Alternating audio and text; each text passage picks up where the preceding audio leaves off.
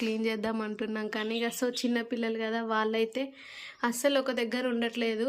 ఇక వాళ్ళనైతే మా అమ్మ వాళ్ళ ఇంట్లో ఇచ్చేసాను. మా అమ్మ మా నాన్న అయితే చూసుకుంటున్నారు. సో నేనైతే ఇదంతా క్లీన్ చేద్దాం అనుకుంటున్నా.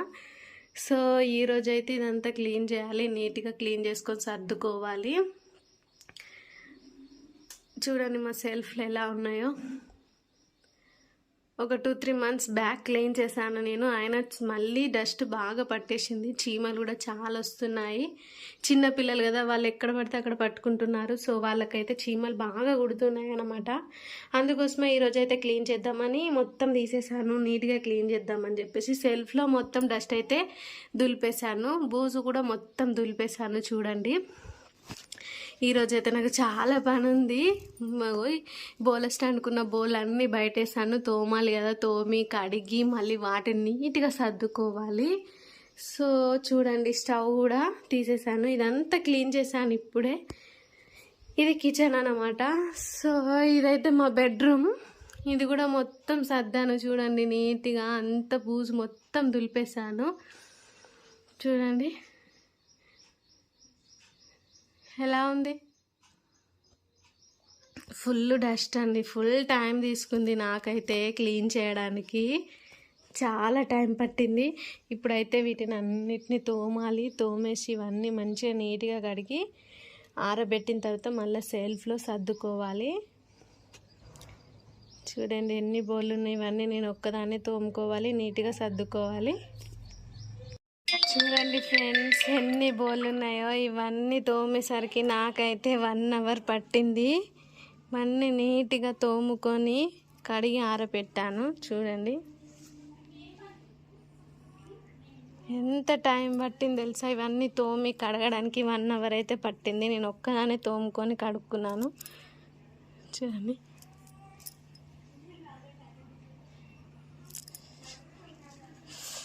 ఎంత రిస్క్ తెలుసా, బోల్ తోమి ఆరబెట్టి ఇల్లంతా కడగాలి, నీట్గా శుభ్రం చేసుకోవాలంటే మన ఆడవాళ్ళకి ఫుల్ టైం పడుతుంది. సో నేనైతే ఈరోజు చాలా అలసిపోయాను. ఇవన్నీ తోమి కడిగిన, చూడండి నీట్గా తోముకొని కడుక్కున్నా. ఇంకా ఉన్నాయి కానీ అయితే అవి తీయలేదు. సో అవైతే రేపు తోముతాను. ఇప్పుడైతే ఇవన్నీ తోమాను. ఎలా ఉన్నా నీట్గా ఉన్నాయా. ఇంకో టాస్క్ ఏంటంటే ఇవన్నీ సర్దడం, అదో పెద్ద టాస్క్ అండి. వీటిని తోమి కడిగి ఆరబెట్టేసరికి ఈ టైం అయింది నాకు. సో నేనైతే ఇంకా అన్నం కూడా తినలేదు. ఇప్పుడైతే టైం 12 అవుతుంది. 10కి స్టార్ట్ చేసిన నేనైతే, నాకు ఫుల్ టైం పట్టింది. ఒక్కదానే కదా తోమాలి కడగాలి అని చెప్పేసి. ఇంకా చాలా ఉన్నాయి. సో ఈ రోజుకైతే ఇవైతే తోమేశాను, ఇంకా మిగతా రేపైతే తోముదాం అనుకున్నాను. చూడండి అన్నీ డెకరేషన్ సెల్ఫ్లోని ఇవన్నీ పూలై, ఇవి కూడా అన్నీ నీట్గా తోమాను. చాలా డస్ట్ పట్టింది, చాలా రోజులు అయింది మేము వీటిని కడగకుండా నీట్గా క్లీన్ చేయకుండా. సో ఈరోజు అయితే క్లీన్ చేసేసాము నీట్గా. చూడండి ఇవి కూడా సాయంత్రం సెల్ఫ్లో సర్దాలి. దీనికైతే ఒక టిప్ చెప్తాను నేను. ఒక ట్రిప్ అయితే ట్రై చేశాను, చాలా బాగా నీట్గా క్లీన్ అయింది. చూడండి ఎంత నీట్గా క్లీన్ అయిందంటే చాలా బాగా క్లీన్ అయింది. ఏం లేదండి, నేనైతే కొంచెం లైట్గా పెట్రోల్ తీసుకున్నాను, అలాగే కొంచెం లెమన్ జ్యూస్ తీసుకొని 2 మిక్స్ చేసి క్లీన్ చేశాను. చాలా బాగా వచ్చింది, చాలా నీట్గా కూడా వచ్చింది. చూడండి ఎంత మెరిసిపోతుందో, తలతలలా చాలా మెరిసిపోతుంది కదా. సో ఒకసారి అయితే ఈ ట్రిప్ ట్రై చేయండి, మీకు కూడా వర్కౌట్ అవుతుంది. సో కామెంట్ సెక్షన్లో అయితే తప్పకుండా కామెంట్ చేయండి. జిడ్డుగా ఉండే ఫస్ట్ అయితే, ఇప్పుడైతే క్లీన్ చేసినాక ఎంత నీట్గా వచ్చేసింది తెలుసా. సో ఇవైతే మా డెకరేషన్ సెల్ఫ్లో ఉండే ఫ్లవర్స్ అనమాట. వీటిని కూడా నీట్గా శుభ్రంగా క్లీన్ చేసుకున్నాను. సో సాయంత్రం అయితే వీటిని అన్నిటిని మళ్ళీ సెట్ చేసి సెల్ఫ్లో అయితే పెట్టేస్తాను. చాలా టైం తీసుకుంది అబ్బా, నిజంగా ఒక కిచెన్ని క్లీన్ చేయాలంటే ఎంత టైం తీసుకుంటుంది. సో ఒక్కళ్ళు అయితే చాలా రిస్క్ అన్నమాట. నేనైతే ఒక్కదానే చేసుకున్నాను ఇవన్నీ. ఇవి కూడా ఎలా ఉన్నాయో కామెంట్ సెక్షన్లో అయితే కామెంట్ చేయండి తప్పకుండా. నాకైతే చాలా టైం పట్టిందండి, చెప్పలేను. నేనైతే ఒక్కదాన్ని ఫుల్ టైం తీసుకుంది, నాకు చాలా రిస్క్ అనిపించింది. కానీ తప్పదు కదా, ఇంకా చేసుకోవాలి, మన పని మనం చేసుకోవాలి కాబట్టి. సో నేనైతే నీట్గా క్లీన్ చేసుకున్నాను. సో ఇవైతే ఎలా ఉన్నాయో కామెంట్ సెక్షన్లో కామెంట్ చేయండి. ఇది మా డిజైన్ సెల్ఫ్లు అన్నమాట. ఇందులో అయితే ఇప్పుడు చూపించాను కదా ఫ్లవర్స్ అన్నీ సర్దేయాలన్నమాట. సో ఈవినింగ్ అయితే సర్దేసి మళ్ళీ చూపిస్తాను మీకు ఎలా ఉందో చూడండి. వామ్మో, క్లీన్ చేయడం అంటే చాలా కష్టం అండి. అదైతే ఒక్కరు చేయకూడదు. సో 2-3 క్లీన్ చేస్తే తొందరగా అయిపోతుంది, రిస్క్ కూడా అనిపించదు. చూడండి. సో ఇప్పుడైతే మా కిచెన్ చూడండి ఎలా ఉందో, ఖాళీగా కనిపిస్తుంది కదా. ఇప్పుడైతే తోమాను కదా నేను, అవన్నీ ఆరాక ఈవినింగ్ అయితే దీంట్లో సర్దేస్తాను. సర్దిన తర్వాత చూడండి మా కిచెన్ లుక్ ఎలా ఉంటుందో.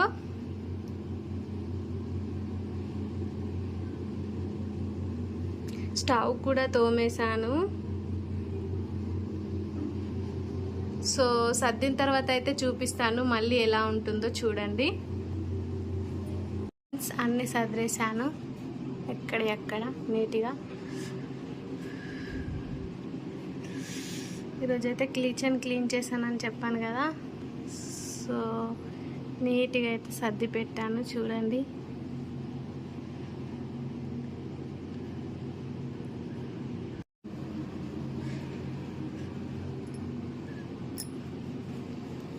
సో ఎక్కడైతే నీట్గా కనిపిస్తున్నాయో.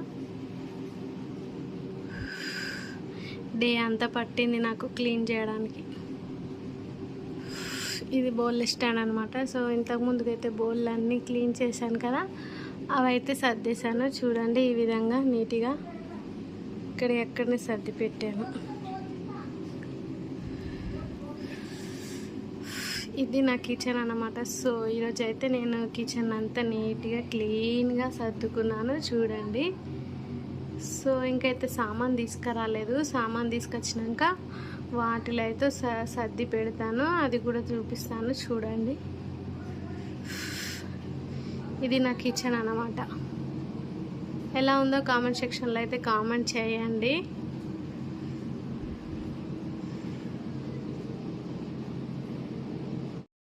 Hi friends, welcome to our channel. నేను చేసే కర్రీ ఏంటంటే చికెన్ ఫ్రై.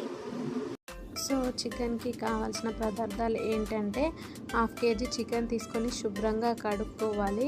కడుక్కున్న తర్వాత 3 టేబుల్ స్పూన్ల నూనె, 2 రెబ్బల కరివేపాకు, పచ్చిమిర్చి చీలికలు, ఉల్లిగడ్డ తురుము, అలాగే అల్లం పేస్ట్, ఇంకా దాల్చిన చెక్క, లవంగాలు, మసాలాలు. సో ఇవైతే కావాల్సిన పదార్థాలు.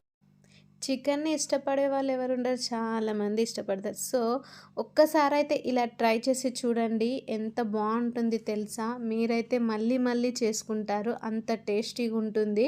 ఎందుకంటే నేను పాతకాలం స్టైల్ ఒకసారి అయితే చూపిద్దామని తీసుకొచ్చాను.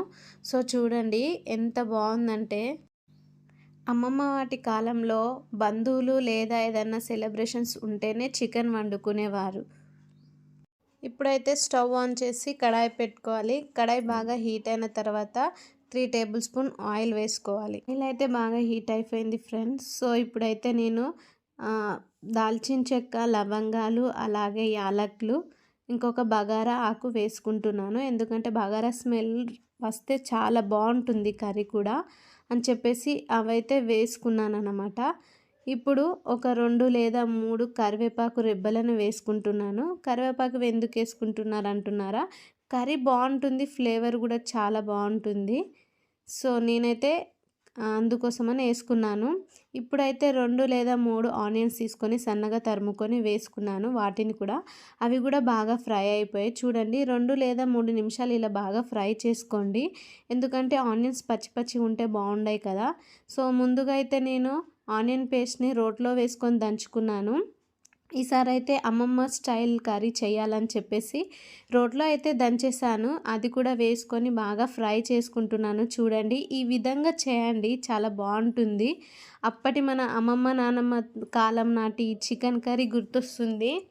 సో మా అమ్మమ్మ అయితే అలా చేసేదన్నమాట.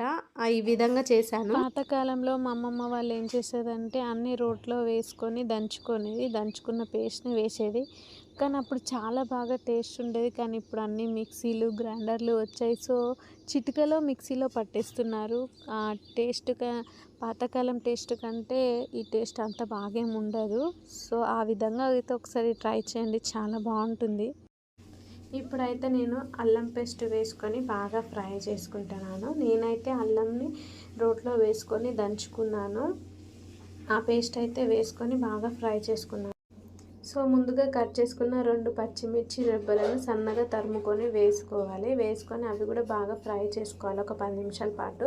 ఫ్రై అయిన తర్వాత ముందుగా నేను ఆ రోట్లో దంచుకున్న కొబ్బరి పేస్ట్ని కూడా వేసుకున్నాను. అది కూడా బాగా ఫ్రై అయిపోయింది. 10 నిమిషాల పాటు అది కూడా ఫ్రై చేసుకోవాలి, ఎందుకంటే పచ్చి స్మెల్ రాకుండా ఉంటుంది, అలాగే కర్రీ కూడా చిక్కబడుతుంది అని చెప్పేసి 5 లేదా 10 నిమిషాలు బాగా ఫ్రై చేసుకోవాలి.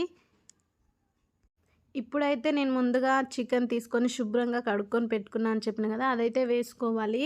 నేనైతే 1/2 kg చికెన్ వేసుకున్నాను, శుభ్రంగా కడుక్కున్నాను. అది స్కిన్లెస్ చికెన్ అన్నమాట. సో తొందరగా ఉడికిపోతుందని చెప్పేసి అదైతే తీసుకున్నాను నేను. ఇప్పుడైతే మొత్తం వేసుకున్నాను. ముందుగా వేసుకున్న మిశ్రమం ఉంది కదా, సో అదంతా అయితే చికెన్ ముక్కలకి పట్టే విధంగా కలుపుకోవాలి.